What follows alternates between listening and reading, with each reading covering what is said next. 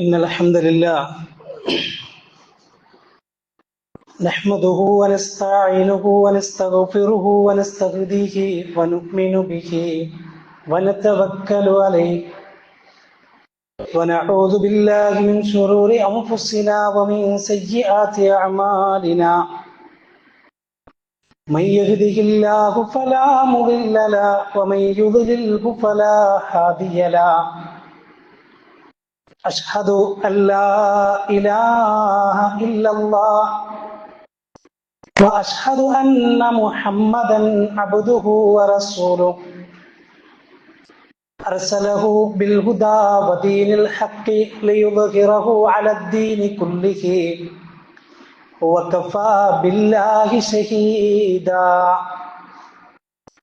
اللهم صل على محمد وعلى آل محمد كما صليت على إبراهيم وعلى آل إبراهيم وبارك على محمد وعلى آل محمد كما باركت على إبراهيم وعلى آل إبراهيم إنك حميد مجيد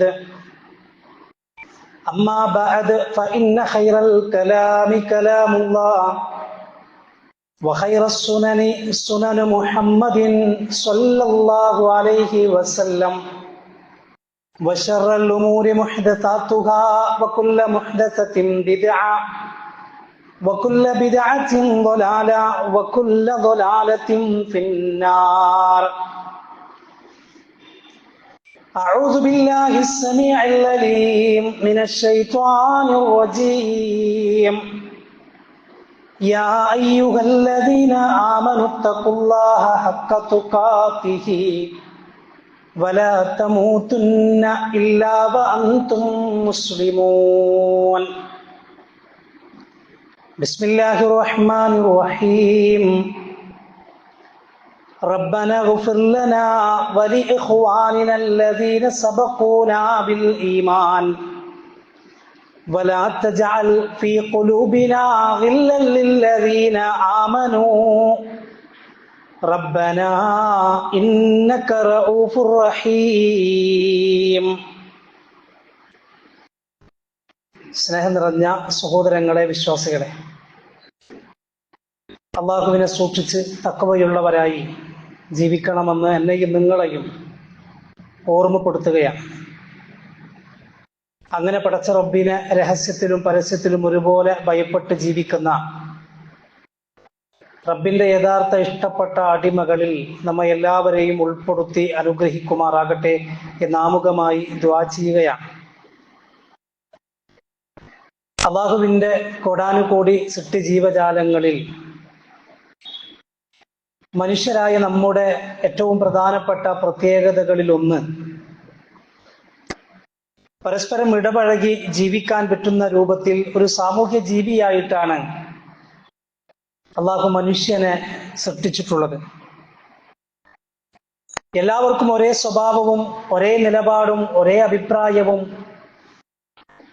ഏത് വിഷയം എടുത്തു നോക്കിയാലും ഉണ്ടാവുകയില്ല. എന്തിനേറെ, എൻ്റെ വീട്ടിൽ ഞാനും എൻ്റെ ഭാര്യയും എൻ്റെ മക്കളും എൻ്റെ ഉമ്മയും ഒക്കെ ഉള്ളപ്പോ ഞങ്ങൾക്കെല്ലാവർക്കും ഒരേ അഭിപ്രായമാകണം എല്ലാ വിഷയങ്ങളിലും എന്ന് വാശി പിടിക്കുക എന്നത് ശരിയല്ല. എല്ലാവരുടെയും ഒരേ സ്വഭാവം തന്നെ ആയിരിക്കണം എന്ന് വാശി പിടിക്കുന്നതും ശരിയല്ല. മറിച്ച് നല്ലതായ കാര്യങ്ങളിൽ പോലും പലപ്പോഴും ഒരു വീട്ടിലുള്ള അംഗങ്ങൾ തമ്മിൽ, മക്കൾ തമ്മിൽ, വാപ്പയും ഉമ്മയും ഒക്കെ തമ്മിൽ ചെറിയ അഭിപ്രായ വ്യത്യാസങ്ങളൊക്കെ ഉണ്ടാവുക സ്വാഭാവികമാണ്. പക്ഷെ അവിടെയൊക്കെ അത്തരം അഭിപ്രായ വ്യത്യാസങ്ങൾ ഉണ്ടെങ്കിൽ പോലും ഒരു മുസ്ലിം എന്നുള്ള നിലക്ക് അവൻ മനസ്സിലാക്കേണ്ടത് അത്തരം അഭിപ്രായ വ്യത്യാസങ്ങളെയും വ്യത്യസ്ത നിലപാടുകളെയും ഒക്കെ നന്മയുടെ മാർഗത്തിൽ ഉപയോഗപ്പെടുത്താൻ, അങ്ങനെ അല്ലാഹുവിന്റെ ഇഷ്ടപ്പെട്ടവരിൽ ഉൾപ്പെടാൻ കഴിയണം എന്നതാണ്. കാരണം പിണങ്ങുകയും പിണക്കുകയും അകന്നു നിൽക്കുകയും അകൽച്ചയുണ്ടാക്കുകയും ചെയ്യുക എന്നത് ഒരു മുസ്ലിമിന് യോജിച്ചതല്ല. ഒരു മുസ്ലിമിനെ സംബന്ധിച്ചിടത്തോളം പിണങ്ങി നിൽക്കേണ്ടവനോ പിണക്കേണ്ടവനോയല്ല. കാരണം മരണത്തിന് ശേഷം ഒരു ജീവനുണ്ടെന്നും ആ ജീവിതത്തിൽ ശിക്ഷയും രക്ഷയുമുണ്ടെന്നും അവിടെ രക്ഷപ്പെടണമെന്നും ആഗ്രഹിക്കുന്നവരും ആഗ്രഹിക്കേണ്ടവരുമാണ് നമ്മൾ. അവിടെ സ്വർഗത്തിൽ പോകുന്നവരുടെ, സ്വർഗത്തിൽ പ്രവേശിച്ചവരുടെ ഒരു വലിയ സവിശേഷതയായി അള്ളാഹു എടുത്തു പറയുന്ന ഒരു വാചകമുണ്ട്.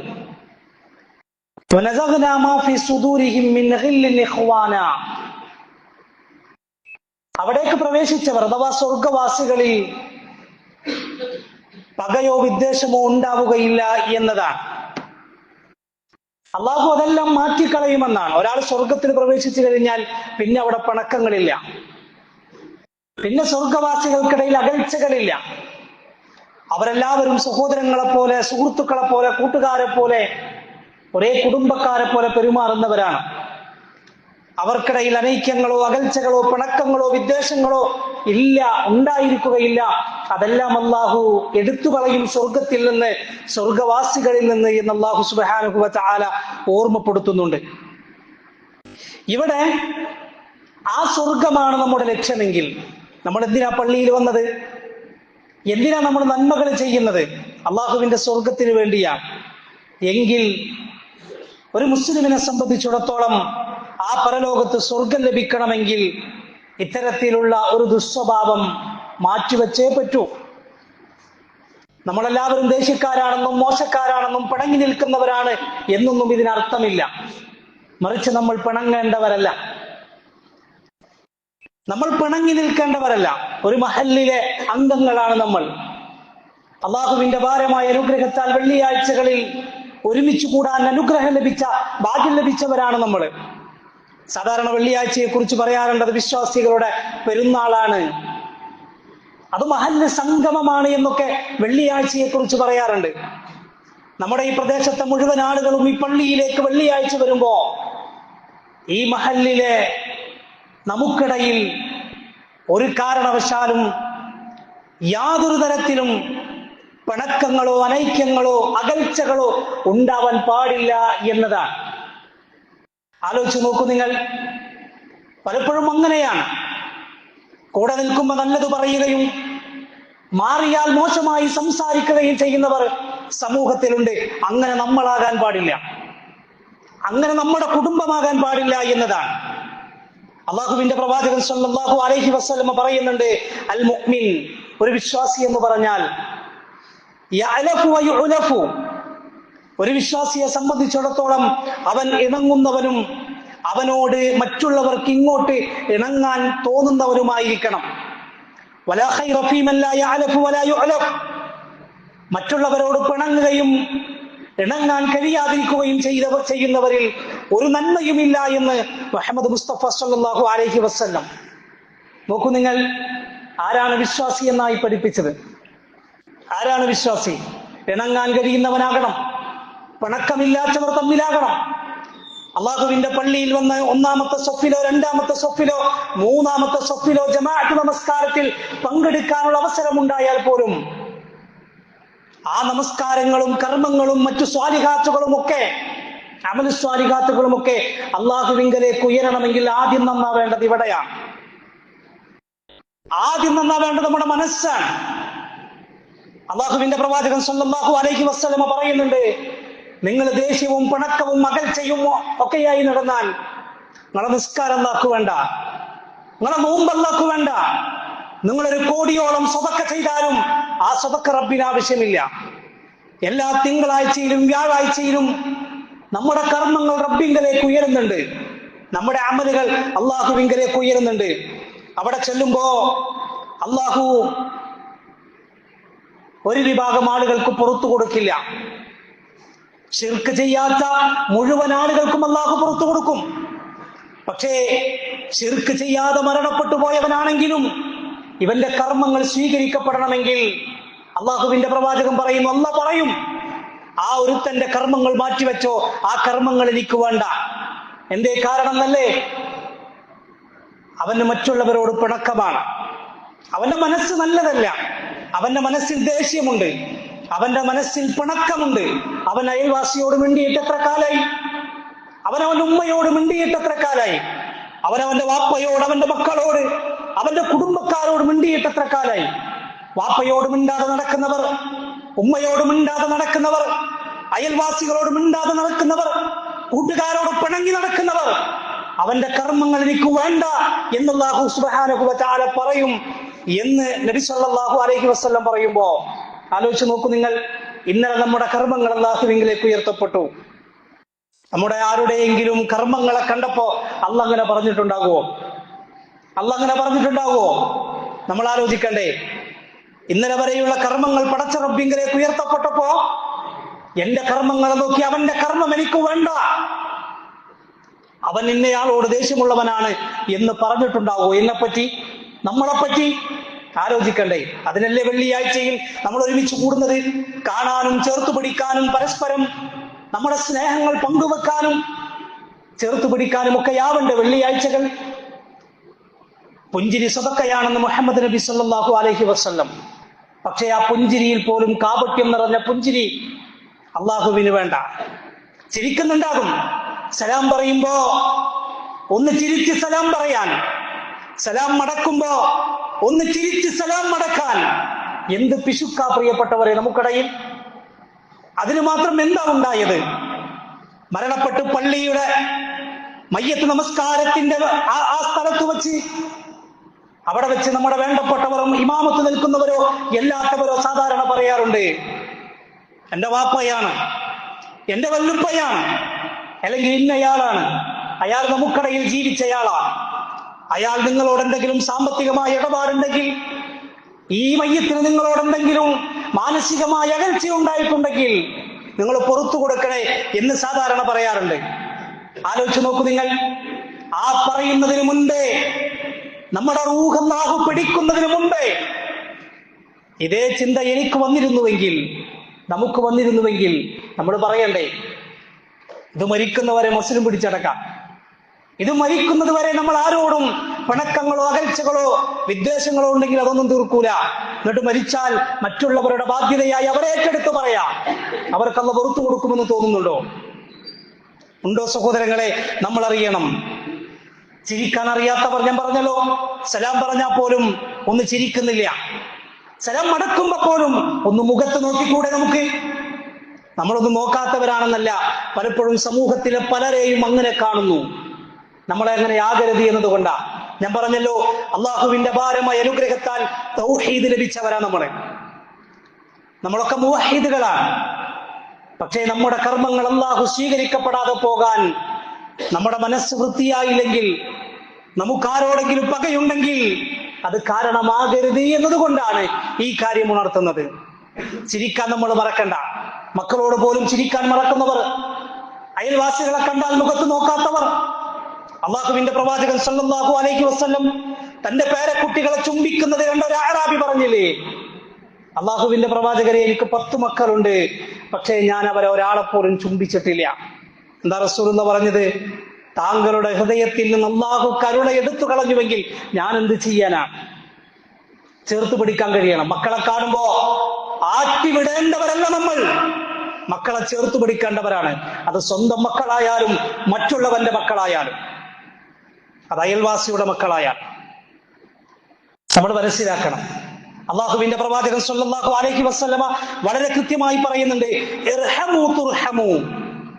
നമ്മളെ പരാതി എന്തെന്നറിയോ? നമ്മുടെ മക്കൾ നമ്മളെ ബഹുമാനിക്കുന്നില്ല എന്നാ. മുതിർന്നവരുടെ പരാതി എന്തെന്നറിയോ? താഴെയുള്ളവർ നമ്മളെ ബഹുമാനിക്കുന്നില്ല എന്നാ. അള്ളാഹുവിന്റെ പ്രവാചകൻ പറഞ്ഞു, ഇർഹമു, നിങ്ങൾ അവരോട് ആദ്യം കരുണ കാണിക്കും, എങ്കിൽ അവർ നിങ്ങളോട് കരുണ കാണിക്കും. നമ്മുടെ ബാധ്യത നമ്മൾ നിർവഹിച്ചാൽ അവരത് ഉത്തരവാദിത്തം നിർവഹിക്കും. നിങ്ങൾ കുറച്ചൊക്കെ താഴ്ന്നു കൊടുക്ക്, നിങ്ങളൊക്കെ കുറച്ച് പൊരുത്തപ്പെട്ടു കൊടുക്ക്, നിങ്ങളൊക്കെ കുറച്ച് പുറത്തു കൊടുക്ക്, എങ്കിൽ അല്ലാഹു നിങ്ങൾക്ക് പുറത്തു തരും എന്ന് റസൂലുള്ളാഹി സ്വല്ലല്ലാഹു അലൈഹി വസല്ലം. അല്ലേ? നമ്മൾ അറിയണം, എത്ര കുടുംബങ്ങളാ തകർന്നു പോകുന്നത്. നമ്മൾ കാണുമ്പോ അവർ കാറിൽ സഞ്ചരിക്കുന്നുണ്ട്, നമ്മൾ കാണുമ്പോ അവർ ബൈക്കിൽ ചേർന്നിരിക്കുന്നുണ്ട്, നമ്മൾ കാണുമ്പോ വലിയ വാഹനങ്ങളും വലിയ വീടും വലിയ മതിൽക്കെട്ടും ഒക്കെ ഉണ്ടാകാം. പക്ഷെ ആ കുടുംബങ്ങളിൽ സമാധാനമില്ല. വജഅല ബൈനക്കും മവദ്ദത്തൻ വറഹ്മ എന്ന് വിശുദ്ധ ഖുർആൻ വിശേഷിപ്പിച്ച ആ വൈവാഹിക ജീവിതത്തിൽ പോലും, ദാമ്പത്യ ജീവിതത്തിൽ പോലും സന്തോഷവും സമാധാനവും അനുഭവിക്കാൻ കഴിയാതെ പിണങ്ങി നിൽക്കുന്നവരുണ്ട്. വലിയ ഗൗരവമൊന്നും കാണുന്നില്ല. ചില ആളുകൾ പറയുന്നതെന്നറിയോ, നിങ്ങൾക്ക് വേണ്ടി എന്നെ ഒഴിവാക്കിക്കോളാനാ അല്ലേ?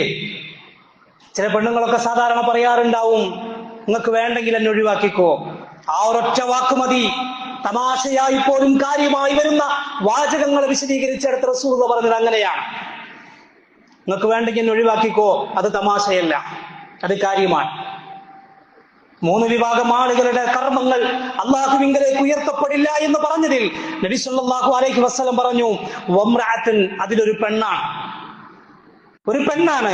ബാത്തത്തു വസൗജുഹാ അലൈഹാ സാഖിത്തുൻ, ഭർത്താവിനോട് പിണങ്ങി നടക്കുന്ന പെണ്ണ്, ഭർത്താവിനോട് പിണങ്ങി കഴിച്ചു കൂട്ടുന്ന പെണ്ണ്.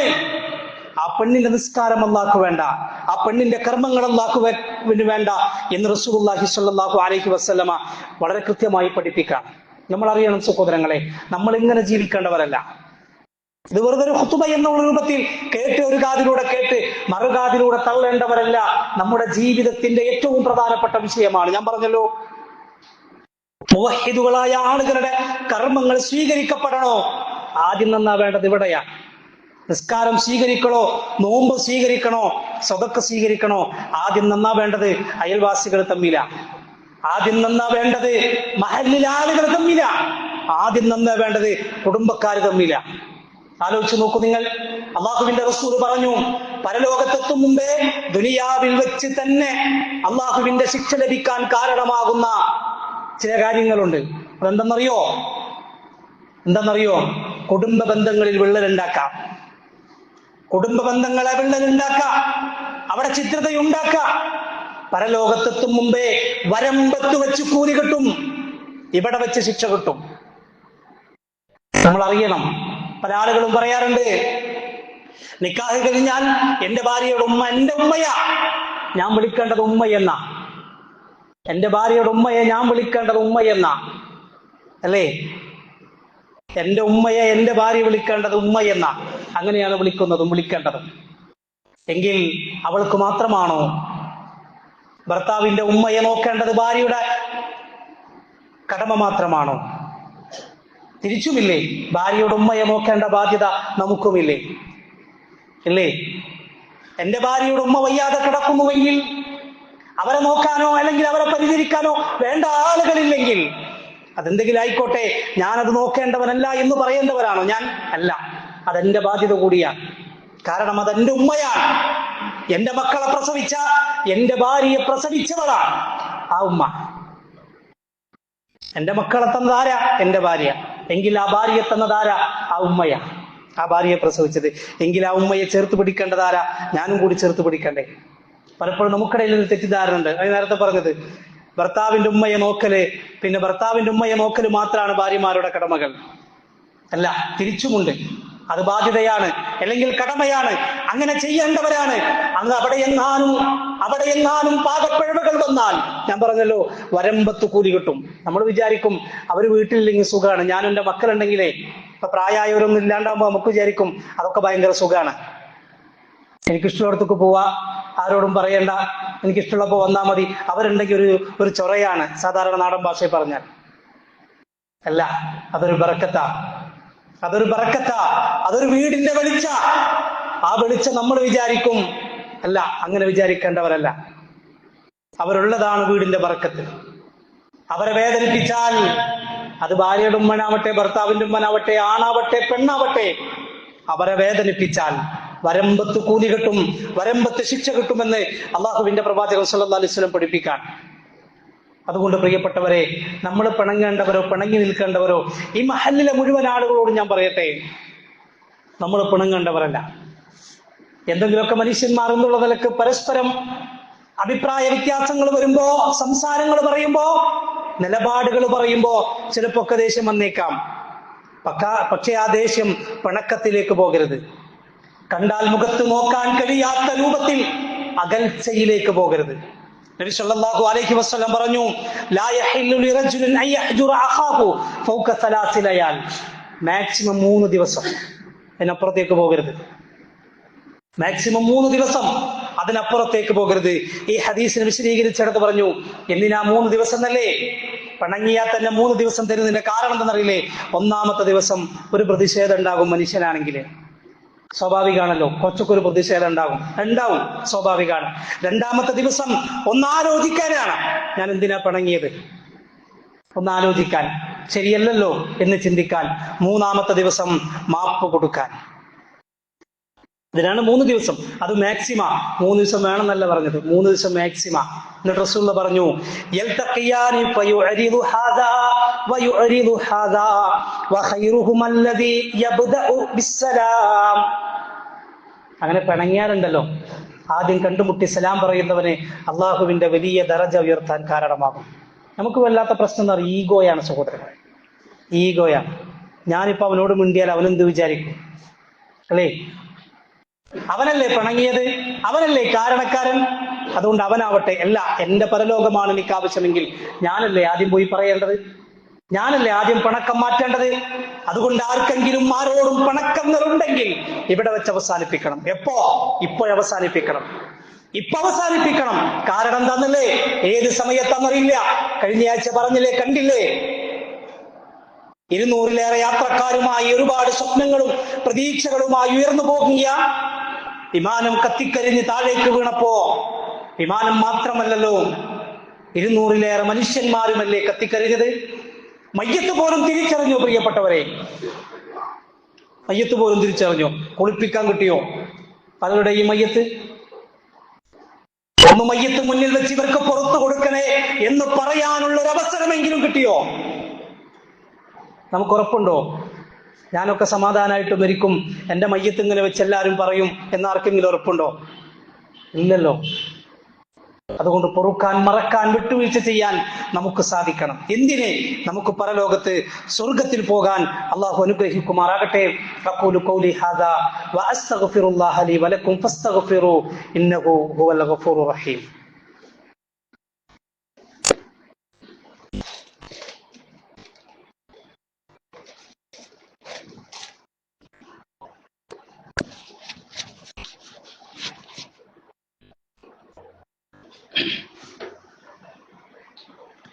ഇന്നൽ ഹംദലില്ലാ അല്ലദീ ഹദാനാ ലിഹാദാ വമാ കുന്നാ ലിനഹ്തദിയ ലൗലാ അൻ ഹദാനല്ലാഹ്. ഒരിക്കൽ കൂടി അള്ളാഹുവിനെ സൂക്ഷിച്ച് തഖ്വയുള്ളവരായി ജീവിക്കണം എന്ന് ഓർമ്മപ്പെടുത്തുകയാണ്. അള്ളാഹു അനുഗ്രഹിക്കുമാറാകട്ടെ. മുഹമ്മദ് നബി കരീം സല്ലല്ലാഹു അലൈഹി വസല്ലം ഒരിക്കൽ പറയുന്നുണ്ട്, അബൂ ഹുറൈറ റളിയല്ലാഹു അൻഹു പറയാണ്, അള്ളാഹുവിന്റെ പ്രവാചകൻ സല്ലല്ലാഹു അലൈഹി വസല്ലമ ഞാൻ പറയുന്നതായി ഞാൻ കേട്ടിട്ടുണ്ട്, ഈ സദസ്സിൽ ആരെങ്കിലും പിണങ്ങി നിൽക്കുന്നവരുണ്ടെങ്കിൽ, പിണക്കങ്ങൾ ഉള്ളവരുണ്ടെങ്കിൽ അവരോട് എഴുന്നേറ്റ് പോകണം. എന്തേ കാരണം എന്നല്ലേ? അവരുള്ളതിന്റെ പേരിൽ ആ സദസ്സിലേക്ക് അള്ളാഹുവിന്റെ റഹ്മത്ത് ഇറങ്ങാതിരിക്കാൻ കാരണമാകും. എന്നാലോചിച്ച് നോക്കൂ നിങ്ങൾ, ഒരു സദസ്സിൽ പിണങ്ങി നിൽക്കുന്നവരുണ്ട് എങ്കിൽ ആ സദസ്സിലേക്ക് അള്ളാഹുവിന്റെ റഹ്മത്ത് ഇറങ്ങാൻ തടസ്സമാകുമെന്ന് മുഹമ്മദ് നബി കരീം സല്ലല്ലാഹു അലൈഹി വസല്ലം പറയുമ്പോ സദസ്സ് അവിടെ മാറ്റിവെക്കൽ. നമ്മുടെ വീട്ടിലേക്ക് അള്ളാഹുവിന്റെ റഹ്മത്ത് ഇറങ്ങണ്ടേ? നമ്മുടെ വീട്ടിലേക്ക് അള്ളാഹുവിന്റെ റഹ്മത്ത് ഇറങ്ങണ്ടേ? ഉമ്മാനോട്, ഉപ്പാനോട്, മക്കളോട്, മരുമക്കളോടും, അമ്മായിമ്മയോട്, അമ്മായിപ്പയോട്, അമ്മാശനോടൊക്കെ പിണങ്ങിയിട്ടുണ്ടെങ്കിൽ ആ കുടുംബത്തിലേക്ക് എങ്ങനെ അള്ളാന്റെ റഹ്മത്ത് ഇറങ്ങും? എങ്ങനെ അള്ളാന്റെ ബർക്കത്ത് ഉണ്ടാകും? ആലോചിച്ച് നോക്കൂ നിങ്ങൾ. അതാ ഞാൻ പറഞ്ഞത്, നിസ്സാരമല്ല പ്രശ്നം. എത്ര കിട്ടിയിട്ടും തികയാതെ വരുന്നവരായിരുന്നെങ്കിൽ എന്തേ കാരണമെന്ന് ആലോചിച്ചോ. നമ്മൾ വലിയ വർത്താനൊക്കെ പറയാറുണ്ടല്ലോ സാധാരണ. പണ്ടൊക്കെ ചെറിയ സാലറിയിൽ ഒരു പ്രശ്നം ഉണ്ടായിരുന്നില്ല. അന്ന് വാഷിംഗ് മെഷീൻ ഉണ്ടായിരുന്നില്ല, അന്നൊരു ഫ്രിഡ്ജ് ഉണ്ടായിരുന്നില്ല, അന്നൊരു TV ഉണ്ടായിരുന്നില്ല, അന്ന് മൊബൈൽ ഫോണുകൾ ഉണ്ടായിരുന്നില്ല, സഞ്ചരിക്കാൻ ഒരു സൈക്കിൾ പോലും ഉള്ള വീട് അപൂർവങ്ങളിൽ അപൂർവമായിരുന്ന കാലത്തും ഇത്രയൊന്നും പൈസ ഇല്ലെങ്കിൽ പോലും സ്വസ്ഥതയുണ്ടായിരുന്നു എന്നൊക്കെ പറയാറില്ലേ? ഇത്രയൊന്നും വലിയ കെട്ടുറപ്പുള്ള, അടച്ചുറപ്പുള്ള, വാർക്കയുള്ള വീട് ഉണ്ടായിരുന്നില്ലെങ്കിലും ആ വീട്ടിൽ സമാധാനം ഉണ്ടായിരുന്നു എന്ന് പറയാറില്ലേ? എന്തേ അതിന്റെ കാരണം എന്നറിയോ? ചെറിയ വീടാണെങ്കിലും ഓലപ്പുരയാണെങ്കിലും ഒന്നോ രണ്ടോ ചെറിയ റൂമാണെങ്കിലും അവിടെ ജീവിക്കുന്നവർക്കിടയിൽ അകൽച്ച ഉണ്ടായിരുന്നില്ല. അവിടെ ജീവിക്കുന്നവർക്കിടയിൽ ചേർച്ചയുണ്ടായിരുന്നു, പിണക്കങ്ങൾ ഉണ്ടായിരുന്നില്ല. അത് അല്ലാഹുവിന്റെ ബർക്കത്തിറങ്ങാൻ കാരണമായി. ആ വീട്ടിൽ കഞ്ഞിയാണെങ്കിലും ചോറാണെങ്കിലും എപ്പോഴെങ്കിലും കിട്ടുന്ന എന്തെങ്കിലും വിശിഷ്ട ഭക്ഷണങ്ങളാണെങ്കിൽ പോലും അതിലൊരു മധുരമുണ്ടായിരുന്നു, അല്ലേ? ഇന്ന് നോൺ വെജ് നമ്മൾ പറയാറില്ലേ? സാധാരണ നമ്മുടെ ബ്ലഡൊക്കെ ടെസ്റ്റ് ചെയ്യാൻ രാവിലെ പോകേണ്ട സമയത്ത് ചില ആളുകൾ പറയും, സാധാരണ പറയാറുണ്ട്, രാത്രി നിങ്ങൾ തൽക്കാലം ബീഫോ മട്ടണോ അങ്ങനെയൊക്കെ ഒഴിവാക്കണം എന്നൊക്കെ സാധാരണ പറയാറില്ലേ? എന്നിട്ട് തമാശ രൂപത്തിൽ പറയാം, എനിക്ക് ഇന്നും പോകാൻ പറ്റിയില്ല ബ്ലഡ് ടെസ്റ്റ് ചെയ്യാൻ, എന്തേ? ഞാൻ ഇന്നലെ കഴിച്ചു എന്നാ. എപ്പോഴെങ്കിലും കഴിക്കാൻ തന്നെ എപ്പോഴെങ്കിലും കിട്ടിയിരുന്ന ആ ഭക്ഷണം നിരന്തരമായി നമ്മുടെ വീട്ടിൽ ലഭിക്കുന്നുവെങ്കിൽ ഭക്ഷണത്തിന്റെ കുറവല്ല, സമ്പത്തിന്റെ കുറവല്ല, വീടിന്റെ വലുപ്പത്തിന്റെ കുറവല്ല, വീട്ടിൽ അല്ലാഹുവിന്റെ ബറക്കത്ത് നഷ്ടപ്പെട്ടു. ആ ബറക്കത്ത് നഷ്ടപ്പെടാൻ കാരണം എന്താ? നമ്മൾക്കിടയിൽ, മക്കൾക്കിടയിൽ, വാപ്പാക്കിടയിൽ, ഉമ്മാക്കിടയിൽ, മരുമക്കൾക്കിടയിൽ, അമ്മായിമ്മമാർക്കിടയിൽ അകൽച്ചകൾ വന്നു, വിള്ളലുകൾ ഉണ്ടായി. അത് അല്ലാഹുവിന്റെ ശിക്ഷ തന്നെയായിരിക്കും എന്ന് സഹോദരങ്ങളെ നമ്മൾ മനസ്സിലാക്കണം. നമ്മൾ ചേർത്ത് പിടിക്കേണ്ടവരും ചേർന്ന് നിൽക്കേണ്ടവരുമാണ് എന്ന് നമ്മൾ കൃത്യമായിട്ട് മനസ്സിലാക്കാം. സ്വർഗാവകാശിയായ ഒരാളെ കുറിച്ച് അല്ലാഹുവിന്റെ പ്രവാചകൻ പറയുന്നുണ്ട്. 3 തവണയാണ് പറഞ്ഞത്. ഇപ്പൊ വരും ഇങ്ങോട്ട് സ്വർഗാവകാശിയായ ഒരു മനുഷ്യൻ. എല്ലാവരും ഇങ്ങനെ വാതിൽക്കലേക്ക് നോക്കി നിൽക്കുമ്പോ മദീനത്തെ പള്ളിയുടെ കവാടത്തിലൂടെ ഒരാളിങ്ങനെ കടന്നു വരാം. ഹദീസിൽ കാണാം, താടി രോമങ്ങളിലൂടെ വുളുവിന്റെ വെള്ളം ഇങ്ങനെ ഇറ്റിറ്റ് വീഴുന്നുണ്ട്, കയ്യിലൊരു ചെരുപ്പുണ്ട്, ഒരു അൻസാരിയായ സ്വഹാബി. എല്ലാവരും ഇങ്ങനെ നോക്കിയിരുന്നു. 2ാമത്തെ തവണയും റസൂലുള്ളാഹി പറഞ്ഞു, ഇപ്പൊ വരും ഒരാൾ. നോക്കിയിരുന്നു, വന്നത് അയാൾ തന്നെ. 3ാമത്തെ തവണയും റസൂലുള്ളാഹി പറഞ്ഞപ്പോ വന്നത് അയാളാ, അബ്ദുല്ലാഹി ഇബ്നു അംർ ഇബ്നുൽ ആസ് റളിയല്ലാഹു അൻഹു. അയാളുടെ വീട്ടിലേക്ക് പോയി, ആ സ്വഹാബിയുടെ വീട്ടിലേക്ക് പോയി. എന്താണ് പ്രത്യേകത എന്നറിയാൻ. വീട്ടിൽ ചെന്നപ്പോൾ പ്രത്യേകത ഒന്നുമില്ല, സാധാരണ പോലെയുള്ള അമലുകൾ മാത്രം, കർമ്മങ്ങൾ മാത്രം. തിരിച്ചു പോരുമ്പോ ചോദിച്ചു, ഈ മനുഷ്യനോട്, ഈ സ്വഹാബിയോട് ചോദിച്ചു, റസൂൽ നിങ്ങളെ കുറിച്ച് അങ്ങനെ പറഞ്ഞല്ലോ, എന്തേ കാരണം? അദ്ദേഹം പറഞ്ഞൊരു വാചകമുണ്ട് പ്രിയപ്പെട്ട സഹോദരങ്ങളെ,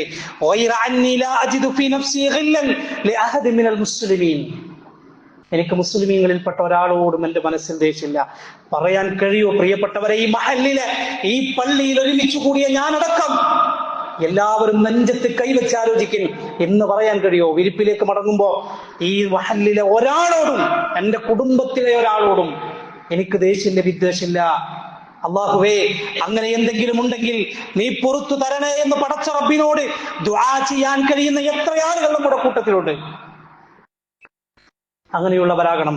വിശുദ്ധ ഖുർആൻ വിശ്വാസികളുടെ പ്രാർത്ഥനയായി പഠിപ്പിച്ചു, റബ്ബന ഗുഫിർ ലനാ വലി ഇഖ്വാനിന അല്ലദീന സബഖൂനാ ബിൽ ഈമാൻ വലാ തജ്അൽ ഫീ ഖുലൂബിനാ ഗില്ലൻ ലില്ലദീന ആമനൂ റബ്ബനാ ഇന്നക റഊഫുർ റഹീം. അല്ലാഹുവേ, ഞങ്ങൾക്കും വിശ്വാസികളായി ഞങ്ങൾക്കിടയിൽ നിന്നും കഴിഞ്ഞുപോയ ഒരുപാട് സഹോദരങ്ങളുണ്ട്, അവർക്ക് നീ പുറത്തു കൊടുക്കണേ. നമുക്ക് അങ്ങനെ പ്രാർത്ഥിക്കാൻ കഴിയുമോ? ആ പ്രാർത്ഥന മനസ്സിൽ തൊട്ട് പ്രാർത്ഥിക്കാൻ കഴിയുമോ സഹോദരങ്ങളെ? അങ്ങനെ പ്രാർത്ഥിക്കുന്നവരാവണം നമ്മൾ. ഞാൻ തുടക്കത്തിൽ പറഞ്ഞൊരു വാചകം ഒന്നുകൂടെ ആവർത്തിച്ച് അവസാനിപ്പിക്കട്ടെ ഖുതുബ. ഞാൻ ഈ പറഞ്ഞതിനർത്ഥം, ഇന്നത്തെ ഖുതുബയിൽ സൂചിപ്പിച്ചതിനർത്ഥം നമുക്കിടയിൽ പിണക്കങ്ങളോ അകൽച്ചകളോ ഉണ്ട് എന്നർത്ഥത്തിലല്ല. നിസ്സാരമായി പോലും അങ്ങനെ ഉണ്ടാകരുത്, വരരുത് എന്നൊരു മുന്നറിയിപ്പാണ്, ഒരു ജാഗ്രത പാലിക്കാൻ, ഒരു സൂക്ഷ്മത പാലിക്കാൻ വേണ്ടി മാത്രമാണ് ഈ ഒരു വിഷയം സംസാരിച്ചത്. അള്ളാഹു അനുഗ്രഹിക്കുമാറാകട്ടെ. ഏതേത് സമയത്ത് മരണപ്പെടേണ്ടി വന്നാലും നിഷ്കളങ്ക ഹൃദയത്തിന്റെ ഉടമകളായി, ആരോടും പിണക്കങ്ങളില്ലാത്ത, വിദ്വേഷങ്ങളില്ലാത്ത, അകൽച്ചകളില്ലാത്ത മനസ്സുമായി റബ്ബേ നിന്നിലേക്ക് യാത്രയാകുന്നവരിൽ നീ ഞങ്ങളെ ഉൾപ്പെടുത്തണേ റഹ്മാനെ. റഹ്മാനും റഹീമുമായ നാഥ, ഞങ്ങളിൽ സംഭവിച്ചു പോയ ഒരുപാട് തിന്മകൾ, തെറ്റുകുറ്റങ്ങൾ, അബദ്ധങ്ങൾ നീ ഞങ്ങൾക്ക് വിട്ടുപുറത്തു മാപ്പാക്കി തരണം റഹ്മാനെ. റഹ്മാനും റഹീമുമായ നാഥ, ഞങ്ങളിൽ നിന്ന് മരണപ്പെട്ടു പോയവർ, ഞങ്ങളിൽ പലരുടെയും വാപ്പമാർ, ഉമ്മമാർ, വല്യുപ്പമാർ, വല്യമ്മമാർ, ഞങ്ങളുടെ കുടുംബത്തിലെ ഏറ്റവും വേണ്ടപ്പെട്ടവർ ഞങ്ങൾക്ക് ഇഷ്ടപ്പെട്ടവർ, ഞങ്ങളെ ഇഷ്ടപ്പെട്ടവർ, ഞങ്ങളുടെ ഉസ്താദുമാർ, പണ്ഡിതന്മാർ, അള്ളാഹുവേ നീ അവർക്ക് സ്വർഗം നൽകണേ റഹ്മാനെ. അള്ളാഹുവേ ഞങ്ങളുടെ മാതാപിതാക്കൾ, രോഗം കൊണ്ടും പ്രായം കൊണ്ടും പ്രയാസപ്പെടുന്നവർ, എല്ലാ അർത്ഥത്തിലും നീ അവർക്ക് സമാധാനം നൽകണേ റഹ്മാനെ. റഹ്മാനും റഹീമുമായ നാഥ, ഞങ്ങളുടെ മക്കളിലും ഞങ്ങളുടെ ഇണകളിലും മനസ്സിന് സമാധാനവും കണ്ണിന് കുളിർമയും നൽകണേ റഹ്മാനെ. റഹ്മാനും റഹീമുമായ നാഥ, ഈ പള്ളിയുടെ ചുറ്റുപാടിൽ നിന്നും മരണപ്പെട്ടു പോയ ഒരുപാട് സഹോദരങ്ങളുണ്ട്, സഹോദരിമാരുണ്ട്. അവർക്കൊക്കെയും നീ മഗ്ഫിറത്തും മർഹമത്തും നൽകി അനുഗ്രഹിക്കണ റഹ്മാനെ. എല്ലാവിധ പിശാചിന്റെ ഷർറിൽ നിന്നും നീ ഞങ്ങളെയും ഞങ്ങളുടെ കുടുംബത്തെയും ഞങ്ങളുടെ മക്കളെയും നീ കാത്തു സംരക്ഷിക്കണ റഹ്മാനെ. അള്ളാഹുവേ, തൗഹീദുള്ള 5 നേരം കൃത്യമായി നമസ്കരിക്കുന്ന, നിന്നെ ഭയപ്പെട്ട് ജീവിക്കുന്ന യഥാർത്ഥ മുത്തഖീങ്ങളിൽ, മുഅ്മിനീങ്ങളിൽ, മുഖ്ലിസീങ്ങളിൽ നീ ഞങ്ങളെയും ഞങ്ങളുടെ കുടുംബത്തെയും ഞങ്ങളുടെ മക്കളെയും ഞങ്ങളുടെ തലമുറകളെയും നീ ഉൾപ്പെടുത്തി അനുഗ്രഹിക്കണ റഹ്മാനെ. മരണസമയത്ത് ലാ ഇലാഹ ഇല്ലല്ലാഹ് ഉച്ചരിച്ചു മരണപ്പെടുന്നവരിൽ നീ ഞങ്ങളെ ഉൾപ്പെടുത്തണ റഹ്മാനെ. അള്ളാഹുവേ, നാളെ നിന്റെ കോടതിയിൽ ഞങ്ങൾ വന്ന് നിൽക്കുമ്പോൾ, സൂര്യൻ തലക്കുറിച്ചാൻ മീതെ കത്തിച്ചുരിച്ചു നിൽക്കുമ്പോൾ, 7 വിഭാഗം ആളുകൾക്ക് തണലിട്ട് കൊടുക്കുമ്പോൾ അതിലേതെങ്കിലും ഒരു വിഭാഗത്തിലെങ്കിലും റബ്ബേ നീ ഞങ്ങളെയും ഞങ്ങളുടെ കുടുംബത്തെയും ഉൾപ്പെടുത്തി അനുഗ്രഹിക്കണ റഹ്മാനെ. നാളെ നിന്റെ ജന്നാത്തുൽ ഫിർദൗസിൽ പ്രവേശിക്കുന്ന ആ മഹാസൗഭാഗ്യവാന്മാരിൽ റബ്ബേ നീ ഞങ്ങളെ എല്ലാവരെയും ഉൾപ്പെടുത്തണ റഹ്മാനെ. അല്ലാഹുമ്മ ഗ്ഫിർ ലിൽ മുഅ്മിനീന വൽ മുഅ്മിനാത്ത് വൽ മുസ്ലിമീന വൽ മുസ്ലിമാത്ത് വൽ അഹ്യാഇ മിൻഹും വൽ അംവാത്ത് ഇന്നക മുജീബുദ് ദഅവാതി യാ ഖാദിയൽ ഹാജാത്ത്. ربنا هب لنا من ازواجنا وذرياتنا قرة اعين واجعلنا للمتقين اماما. ربنا تقبل منا انك انت السميع العليم وتب علينا انك انت التواب الرحيم. امين امين برحمتك يا ارحم الراحمين.